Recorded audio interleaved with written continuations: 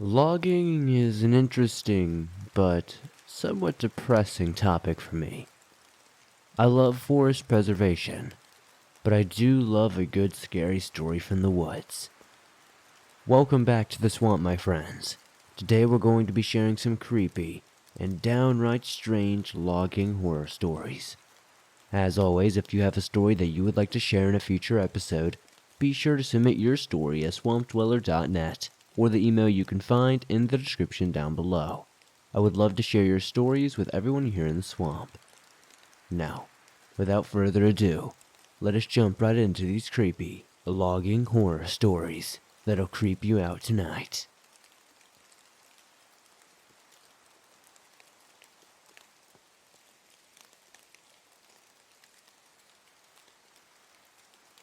The logging company I work for is tasked with clearing a large land for a housing development.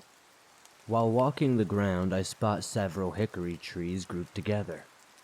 I note the location as I plan on taking them for myself over the weekend while everyone else is at home, resting for the previous work week. Some barbecue places in my area will pay good money for a load of hickory. That Saturday, I load my chainsaws and busting mauls in the bed of my truck and head toward the job site. At the entrance, a group of people gathers, protesting the clearing of the land. Save the animals' natural habitat or something. Save the animals' natural habitat or something like that. Those animals don't help me pay the bills, and until they do, I'm clearing it out. The protesters block the entrance. I slowly pull up, roll down my window, and politely ask them to move. The protesters stand firm. I push down on the gas pedal for a moment, giving one of them a bump with the front of my truck. I continued to do this until they finally decided to move out of my way.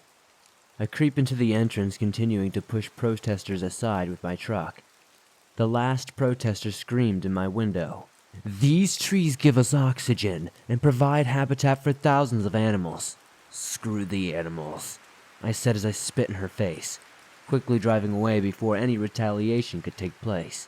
It doesn't take long to find the hickories as I remember their exact location. 10 hickories in all. It's hard work cutting them, busting them up into manageable pieces, loading the truck down, and making several trips from barbecue restaurants to this location. I dread dealing with the rude protesters every trip, but the extra money would be worth it. I downed the first 3 trees no problem. This old saw I had restored was cutting through the wood like butter.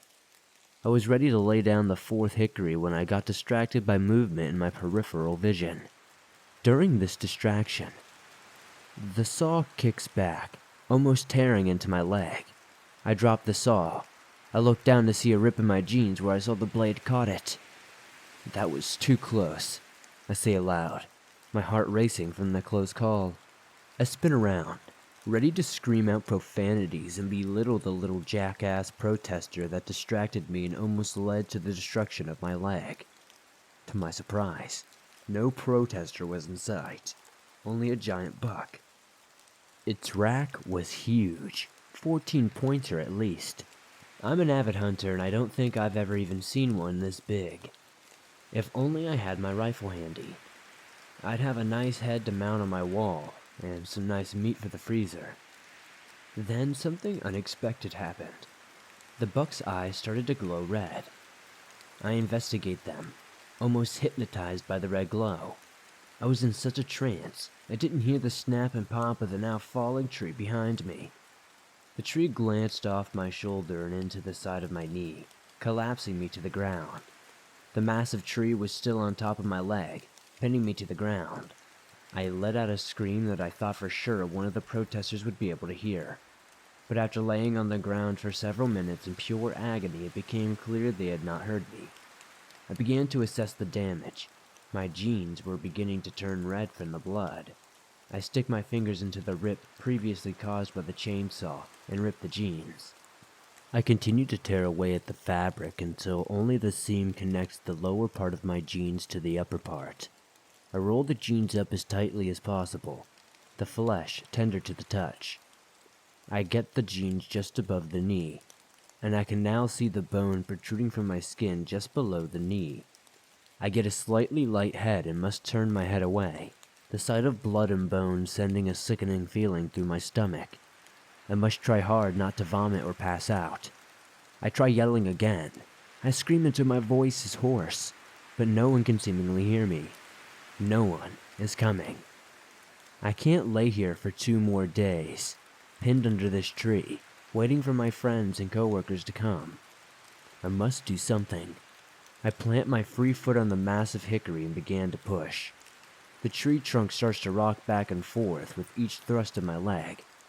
I try this repeatedly for what feels like hours, but I don't have the strength to push it off. I finally give up out of exhaustion. Days turn to night, and I begin to give up hope. I lay on my back staring up at the stars.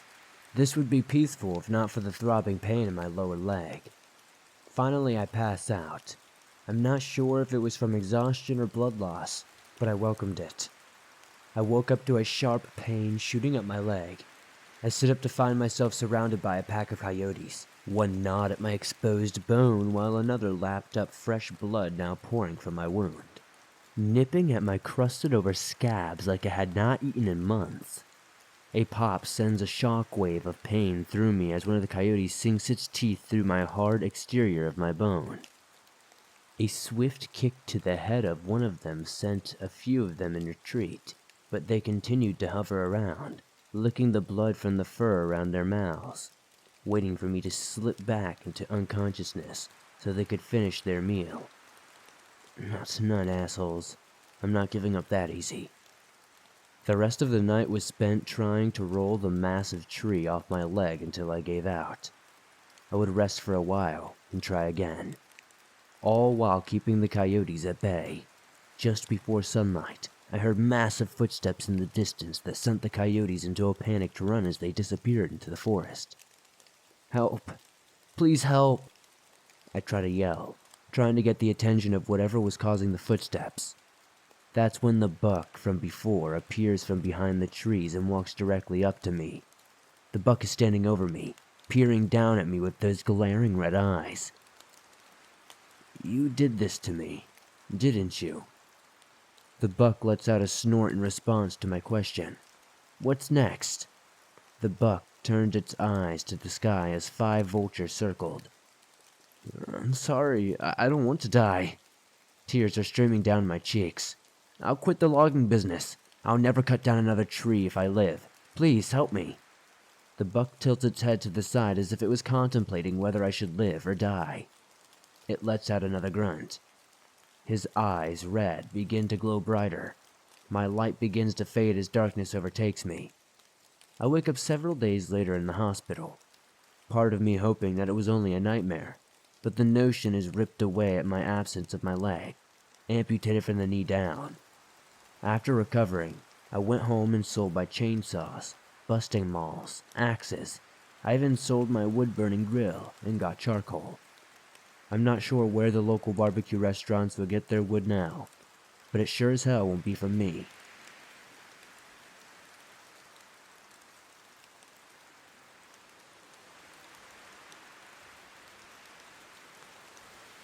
The crew unloaded the last piece of equipment and prepared to clear out the 100 acres of timber. My boss, Larry, has been trying to buy this land for years from an old lady that refused to sell.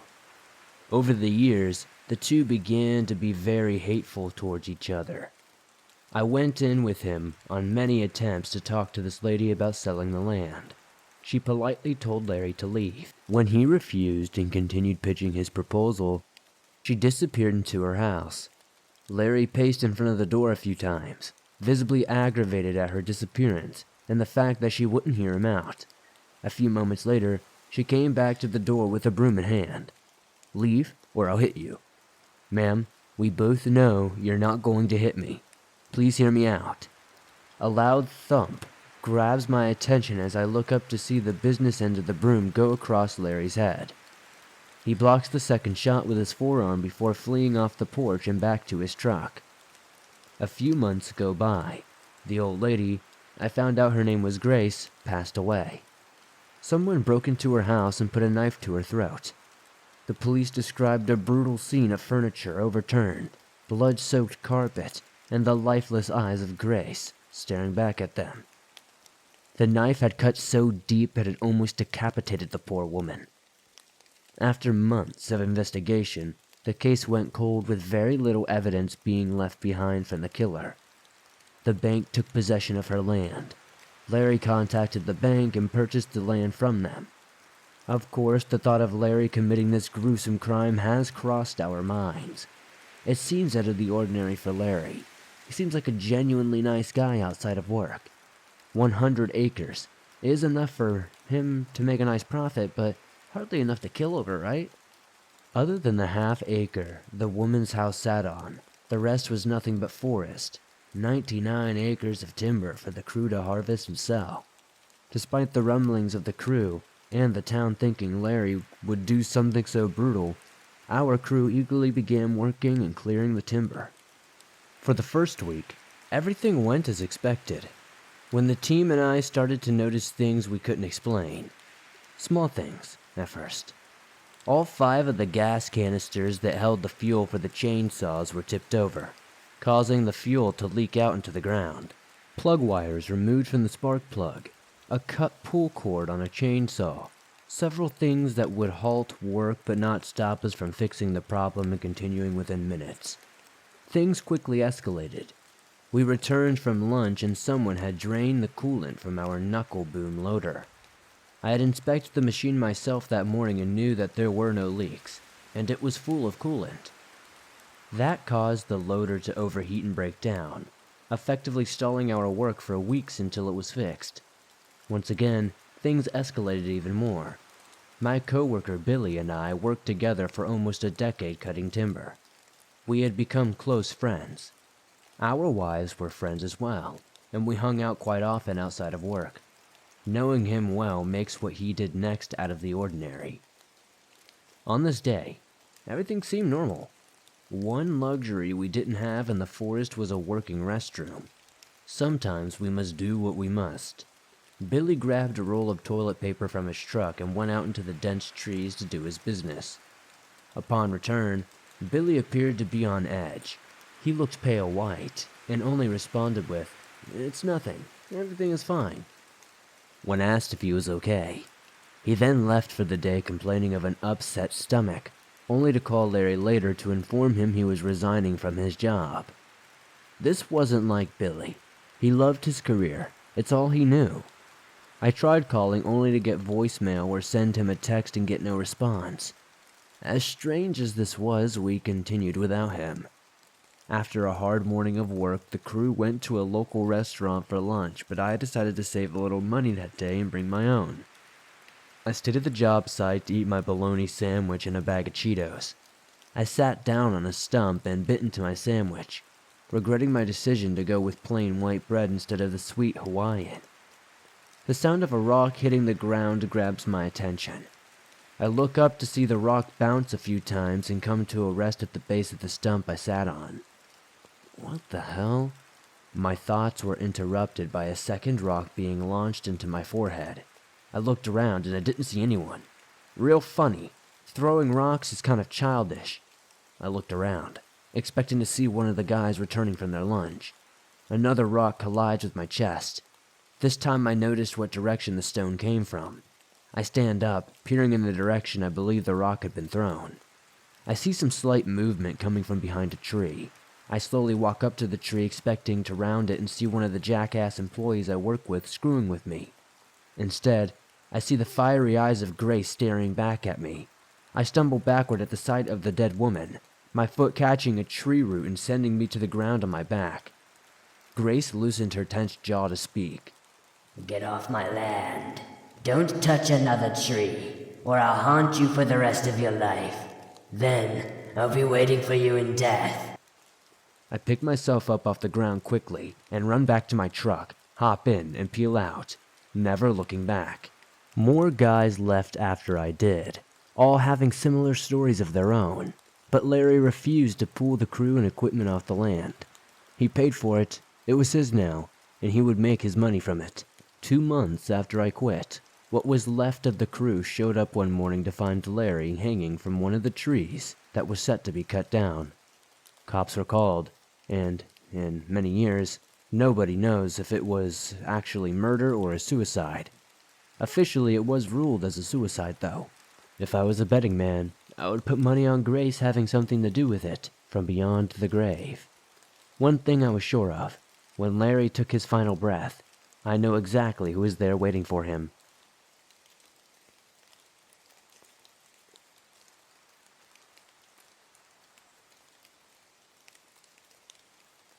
I downed the rest of my cheap beer, the bitter taste filling my mouth before sliding down my throat. My buzz is intensifying as I close my eyes and lean back in my chair, listening to the pops and crackles coming from the campfire.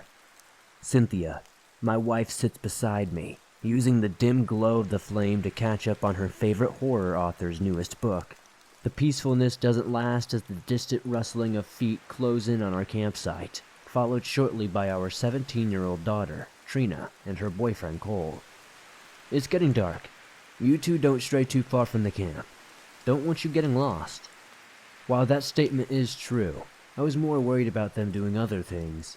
If Cole is within eyesight, I can ensure his manhood stays in his pants and out of my daughter. Cole opens the cooler and pulls out a beer. "Grab me one," I said, remembering I had just polished mine off. He tosses it to me as he joins us around the fire. "So, Cole, what are your plans for the future?" "I'm going to welding school, aerospace welding, to be specific." "That's great. You may have picked a winner here, Trina." We aren't from around this part of the country. Sequoia National Forest is just one of the many stops we have been making for the past few weeks to tour the west side of the country. Something my wife and I have wanted to do for quite a while now. Aerospace is a big business where we come from, so his decision makes perfect sense. "What is that?" Trina points to a light in the distance. The light slowly grows as it approaches our campsite. "Probably the flashlight of a park ranger," Cynthia said. "Oh crap," I blurted out. "Cole, put the beer back in the cooler. Chew some gum or something. Anything to get that smell off your breath." The last thing I needed on this west side tour was to be arrested for letting underage drinking take place. Cole didn't get the chance to hide his beer before the light started overtaking the camp. "What the hell?" These are the only words I can manage, and the light becomes blinding.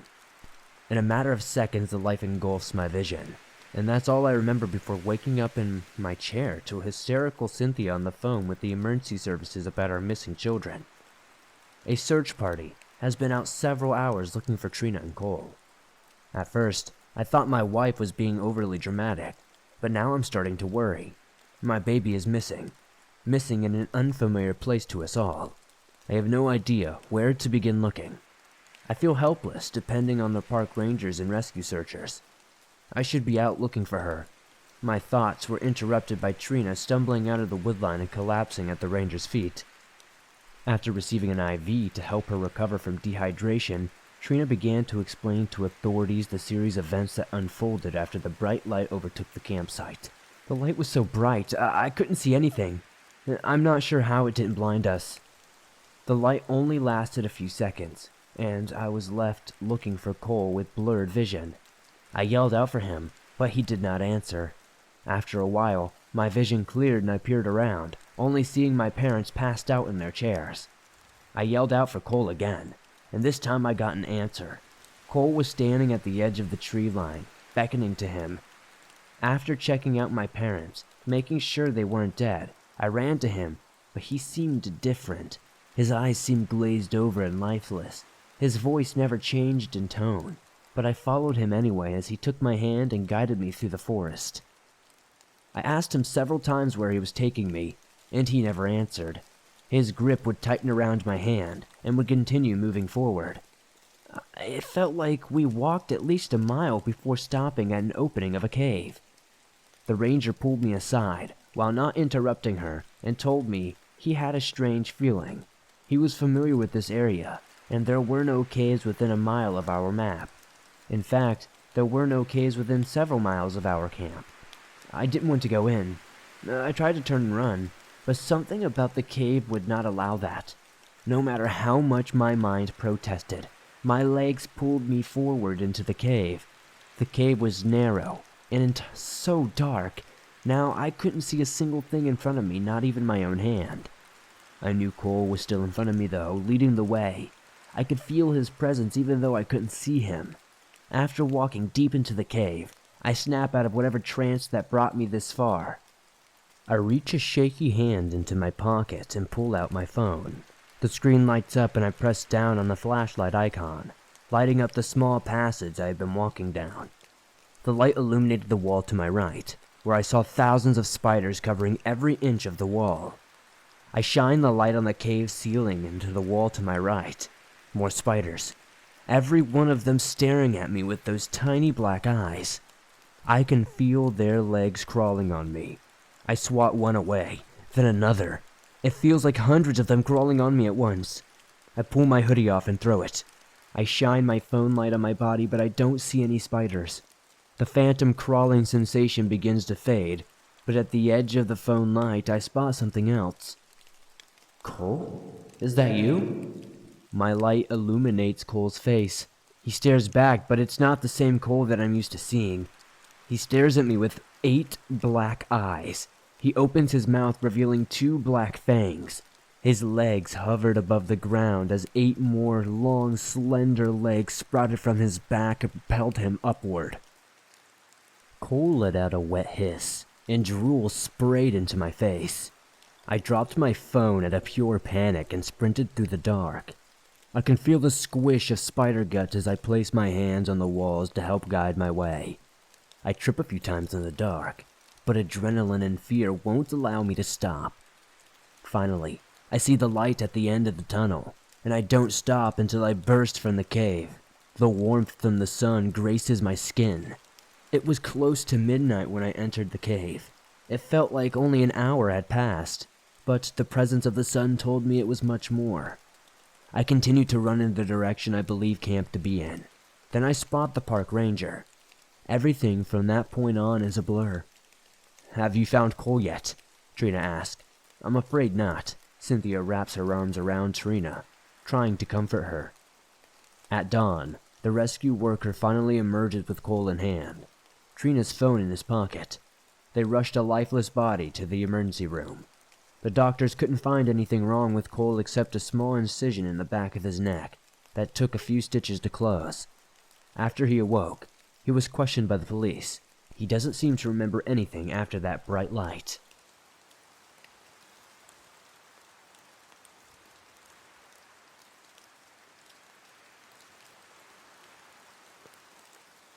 Thanks for listening to these creepy and allegedly true logging horror stories, plus an extra fun one at the end there. If you enjoyed these stories, please be sure to hit that like button as it helps me out a ton.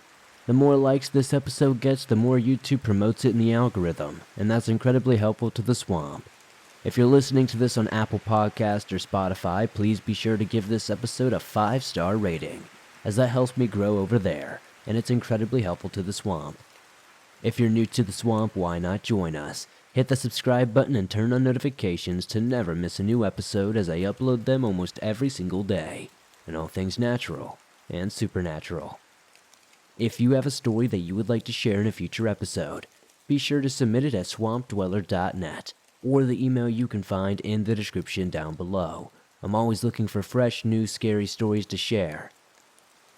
If you're on the go but don't have YouTube Premium, but still want to download and listen to your favorite Swamp Dweller scary stories no matter where you are, you can download them absolutely free. Apple Podcast, Spotify, Stitcher Radio, and just about anywhere else you find your favorite podcast online. I'd love to know in the comments down below what story was your favorite tonight. I know it's always so hard to pick one, but it does help me pick better stories for the future. If you would like to support the swamp outside of hitting that like button, subscribing, and potentially giving us a 5-star rating on podcast platforms, maybe check out the merch store. I've got t-shirts, face masks, hoodies, and more. I'd love to see you guys wearing some cool swamp threads. Don't forget to join me on Instagram, Twitter, and Facebook, and I'll see you all soon with another creepy video.